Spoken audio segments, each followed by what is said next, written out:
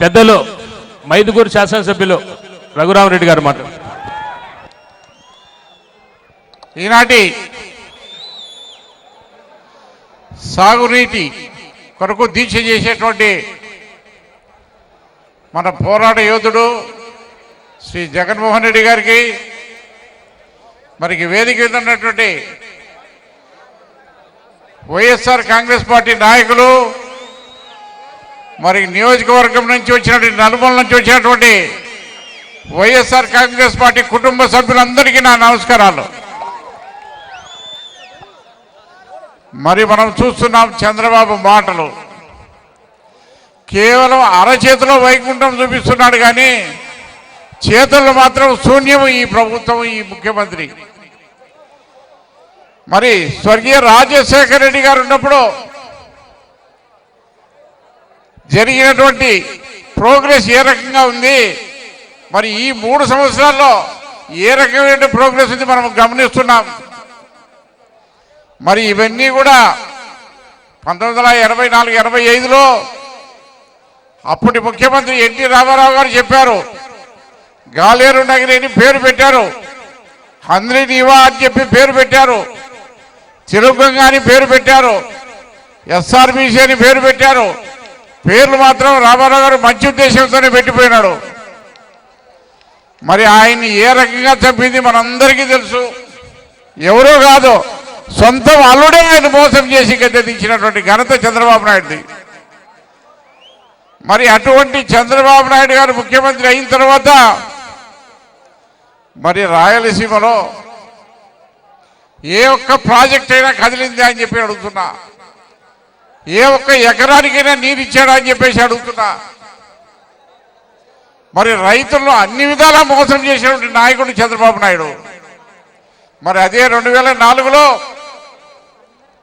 అంతకుముందు చంద్రబాబు నాయుడు గండికోటకు శంకుస్థాపన చేసిపోయినాడు. మరి అక్కడ కనీసం ₹1 అయినా ఖర్చు పెట్టి ఆ ప్రాజెక్టు జరిగింది అని చెప్పేసి నేను అడుగుతున్నా. మరి 2004లో మన ప్రియతమ నాయకుడు ముఖ్యమంత్రి అయితేనే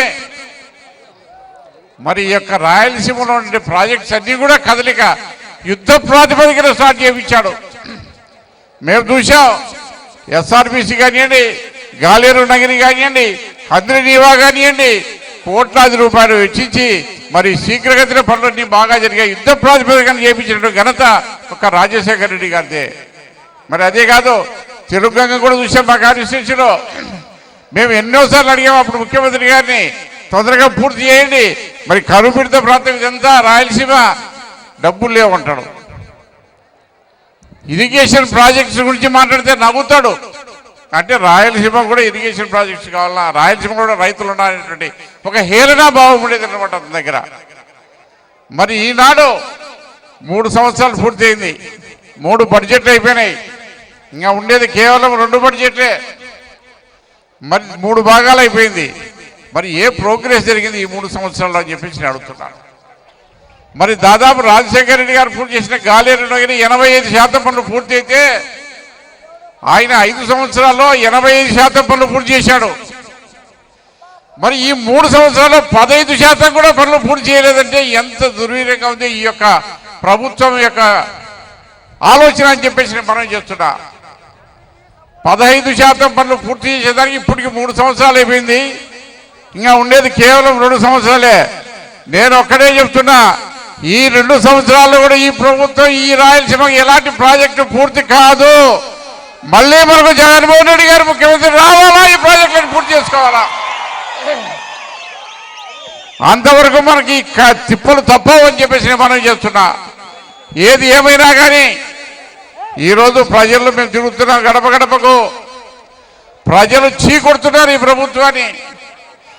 రమ్మనని మా ఎదురుగా ఇదప్ప తెలుగుదేశం అని జెండా పెట్టుకొని ఎవరు వచ్చినా సరే నిలదీసి అడుగుతాం, వారికి సరైన జవాబు చెప్తామని చెప్పి చెప్తున్నారు. మరి మహిళలను మోసం చేసినాడు, డ్వాక్రా మాఫీని రైతులు నట్టేట ముంచినాడు, మాఫీ చేస్తారని చెప్పేసి. మరి అదే రకంగా ఎన్నో హామీలు ఇచ్చాడు, అందరికీ మోసం చేశాడు. ముఖ్యంగా యువత బాబు వస్తే జాబ్ వస్తుందని చెప్పేసి గోడలన్నీ బరికేసినాడు. ఆ గోడల విధంగా ఇప్పటికి రాతలు ఉన్నాయి. కానీ ఉన్న ఉద్యోగాలు ఊడిపోయినాయి, కానీ కొత్త ఉద్యోగం ఒక్కటి కూడా రాలి ఈ ప్రభుత్వం ఈ 3 సంవత్సరాలు అని చెప్పి మనం చేస్తున్నాం. ఏది ఏమైనా ఈ ప్రభుత్వానికి బుద్ధి వచ్చే విధంగా ప్రతి ఒక్క యువత, ప్రతి ఒక్క మహిళ, ప్రతి ఒక్క రైతు ముందుకు రావాలి. మరి ఇటువంటి ఉద్యమాలు చేయాలి, ఈ ప్రభుత్వానికి కలిగించాలి, రాయలసీమను అభివృద్ధి చేసుకోవాలని చెప్పేసి మనస్ఫూర్తిగా కోరుకుంటూ సెలవు తీసుకుంటున్నాను. జమ్మలమడుగు